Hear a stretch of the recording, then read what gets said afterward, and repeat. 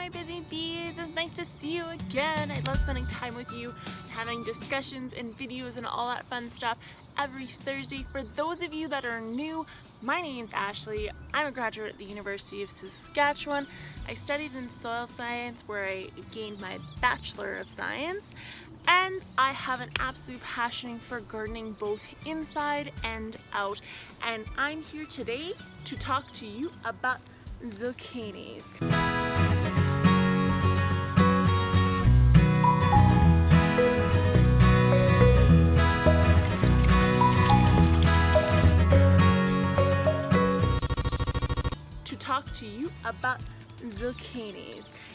The issues that you can have with them, how to get them started in your garden when you live in northern Canada, and how big you can expect to have them, your spacing, all that fun stuff. I'll have timestamps below as to when I'm talking about what issue, so you can feel free to skip ahead if you like, or watch the whole thing. It's totally up to you.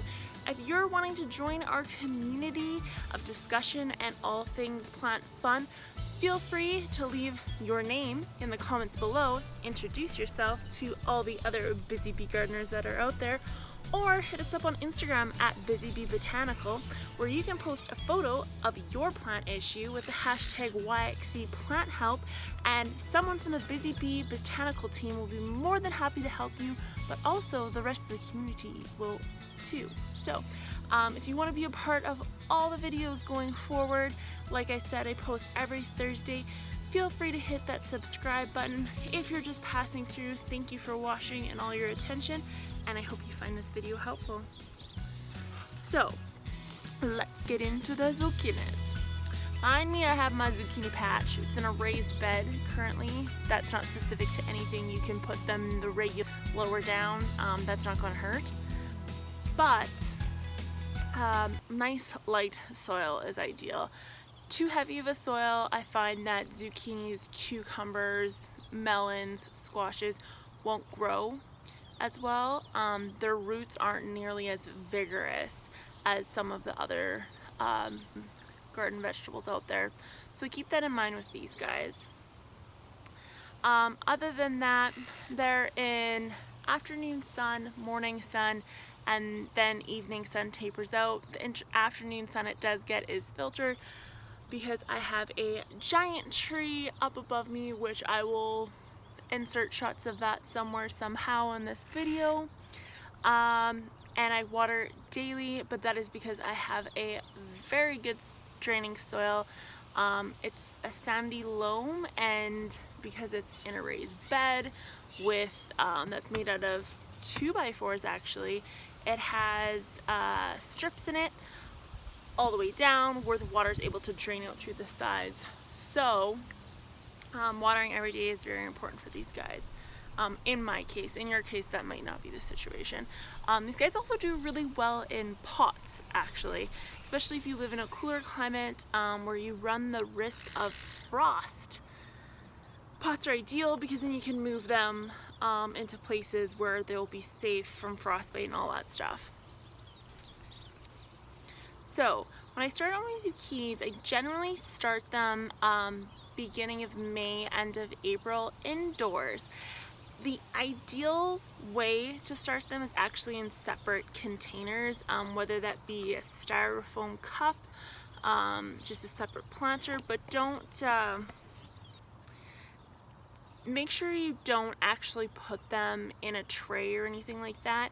The reason being is their roots are very they're very sensitive to any movement in the soil. So if you are shuffling the soil, touching the roots and mucking with them too much, you'll actually kill your plant when you go to transplant it, whether that's transplanting it into a larger pot or into the great outdoors. So keep that in mind. Separate containers is best. Something that you can rip up and destroy while transplanting is ideal. So that would be your peat moss containers or your styrofoam cups, where you can simply cut a hole in the side, open it up a bit, and then put it directly into the soil without handling it too much. The plastic containers, as you know, you do have to kind of squish and mold and things so you can actually pull the plant out. That may or may not disturb the roots just enough to cause issues, but very important to note, because I hear a lot of horror stories of people killing off their zucchinis when they go to transplant them, and that's usually the reason why, or you'll severely stunt their growth, or you'll lose some leaves in that process. So keep that in mind. I won't put them outdoors until, you know, second week of June. Generally, I put them out the same time I put my tomatoes out. They like a little bit of a warmer soil, not too fond of super cool soil. You can do it, again, it's just gonna set your growth back a little bit, and you won't get zucchinis, you know, middle of July like we are here. Rather, you'll get them in August. So if that's not a big deal to you, then it's not something to worry about. You can actually plant them directly just in the garden in, you know, beginning of June. If your nights are above 10 degrees Celsius, then you are in a safe zone for planting plants outside. That's usually a good rule of thumb. Once you're above 10 degrees at night, you're not going to go below 0 day or night. So that's a good rule of thumb there. That's usually that first week in June. As these guys grow, they get some pretty phenomenally large leaves, and you probably won't experience too much of an issue until a little later on in life. Really common issues that we have here in North America are powdery mildew and bugs. So I'll probably roll some clips, looks like up close, what a healthy leaf looks like, what an unhealthy leaf looks like, all that fun stuff, what to look out for. Starting off with, for the powdery mildew, very, very, very popular issue. You're going to find it no matter what. I would say most gardeners will experience it at some point, if not every year. And the experienced gardeners know to slough it off as whatever, as powdery mildew. Some beginner gardeners can get a little bit excited, like, holy crap, what is that? But the important thing to note is it's not hugely dangerous. It's one of those really fixable issues. So generally with the powdery mildew, all I do is actually water the tops of the leaves. I know that sounds crazy, but it actually has a lot to do with not enough moisture around the leaves of the plant, and that has to do with the respiration that happens. And wet the leaves down and we add some moisture, generally we can control the powdery mildew a little bit better. If you're particularly worried about the powdery mildew, there's a lot of remedies, both chemical and organic remedies. An organic remedy is actually just a tablespoon of baking soda in a spray bottle, and then you spray the leaves down. Simply all you're doing there is actually another plane. Every video, I swear. I live by the airport, so of course. But the important thing to note with the powdery mildew on the leaves is, my suggestion is start off with just wetting the leaves and see where it goes from there. Before, you know, putting chemicals and stuff on your food, that's probably a great first step, is just keeping the humidity around the plant a little bit higher. I know it sounds counterintuitive to what it looks like, which is a bacterial infection, which you'd think would get worse as you add more water to the situation, but that is not the case. It is from underwatering the actual tops of the leaves, and that will happen usually when people are only watering the soil, or they're not, you know. I know I used to work at a greenhouse where we had, it wasn't like a greenhouse as in flowers, it was a research greenhouse where we were wheat breeding. So what we did there is we just had like our regular containers, and we actually had the water just naturally going into the pot, just a dripper method. And because of that, we got a lot of powdery mildew because we never were actually directly watering the plants on a regular basis. So our solution to that was actually sulfur, and it's a sulfur puck that you put inside of a heater with some water, and then it you know, literally spills out sulfur and it smells like rotten eggs the next day. So that's how we did it in a giant greenhouse setting. But let's try to stay as natural as possible and just add the water on top to start with. So other than that, the other all too famous issue will be bugs eating away at your leaves. Generally, my rule when it comes to gardening and vegetables, which aren't used for aesthetics as much as a flower or something is. If it's not for aesthetics, it's simply for getting a meal out of a plant.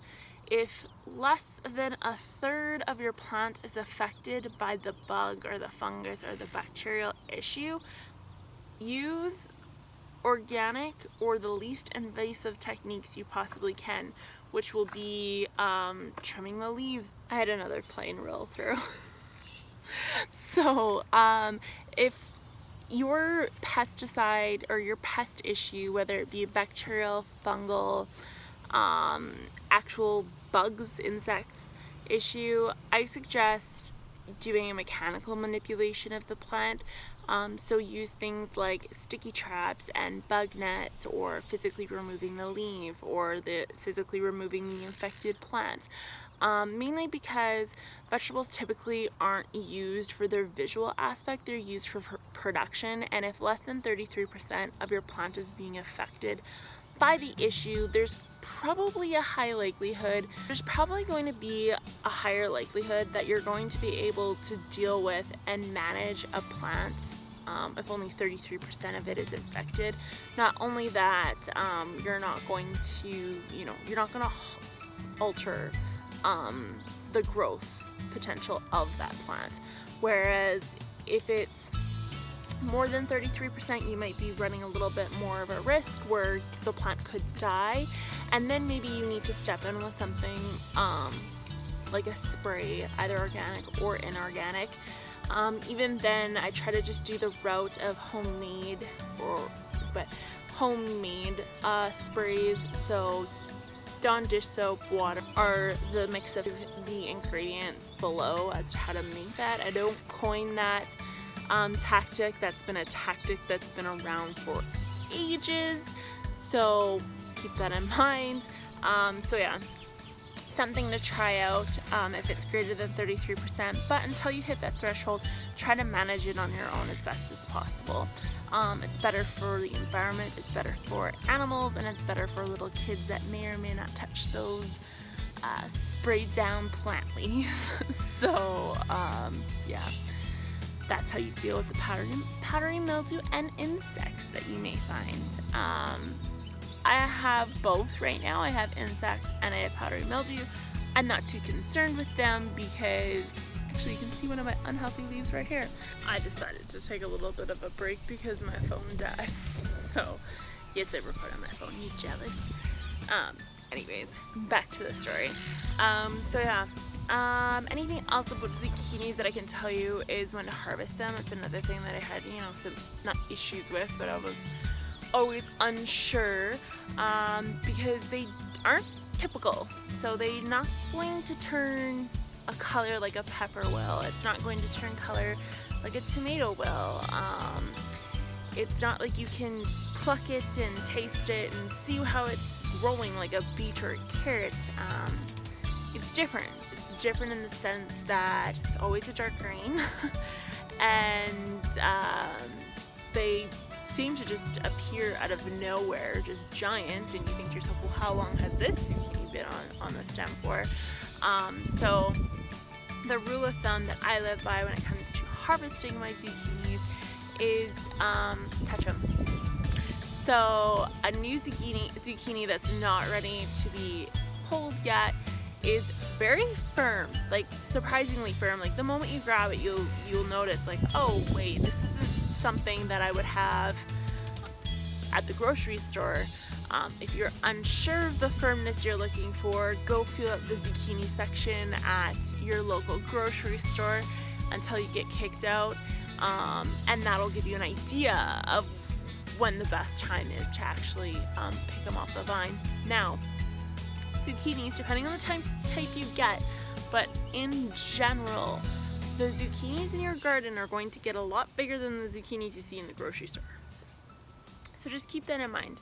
When you're going to look at the zucchinis in the grocery store and you think, well, this is the same size as the zucchini I have at home, whatever it is, I don't know if it's just the Canadian luck of the draw, but everyone I know that grows zucchinis ends up with ginormous zucchinis. Everyone knows that grandmas are famous for freaking stuffing zucchini down your face for days on end, because when you see it, it could be weeks before you actually are harvesting that fruit off the plant. That's all I have for today, Busy Bee Gardeners. I am so glad I've kept your attention for this long. Be sure to hit that subscribe button so you never miss a video. I upload every Thursday. Be sure to start a conversation down below about your zucchini tips and tricks.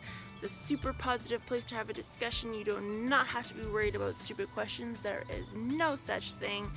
If you are looking for a little bit of extra conversation on a daily basis and maybe not just a weekly Thursday basis, be sure to hit up the Instagram Busy Bee Botanical.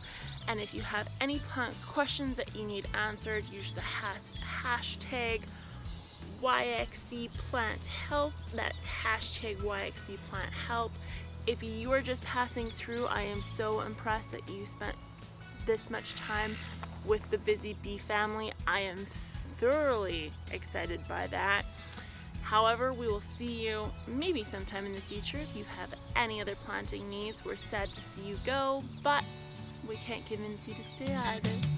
Have a great evening, weekend, weekday, holiday, whatever the case may be for your bumblebee butts. And we will see you next time. Love you. Bye.